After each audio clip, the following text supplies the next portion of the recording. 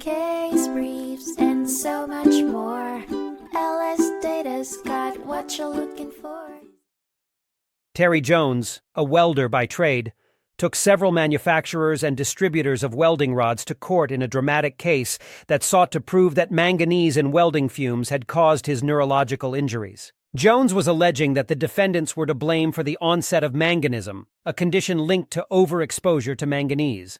The defendants in turn argued that Jones had been misdiagnosed, insisting instead that he had idiopathic Parkinson's disease. Dr. Eager, a renowned metallurgist, was put on the stand as an expert witness. His controversial testimony, rooted in the findings of the Joint Research and the Caterpillar study, was scrutinized by Jones's legal team, who raised questions regarding his medical expertise and the admissibility of his claims. Ultimately, it fell to the court to decide whether the district court had been in error to let Dr. Eager testify.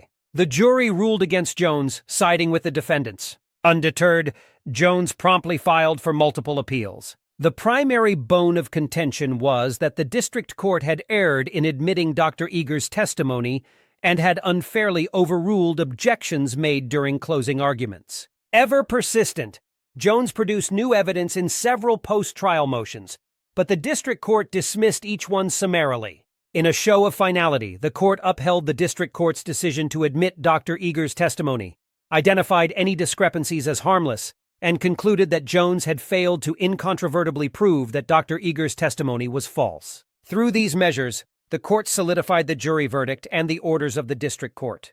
The Jones versus Lincoln Electric Company saga was a seismic legal battle that demonstrated the complex overlap of law, medical science, and economics. Case briefs, and so much more. LSData's got what you're looking for. Visit lsd.law, elevate your mind. Leave the stress of climb.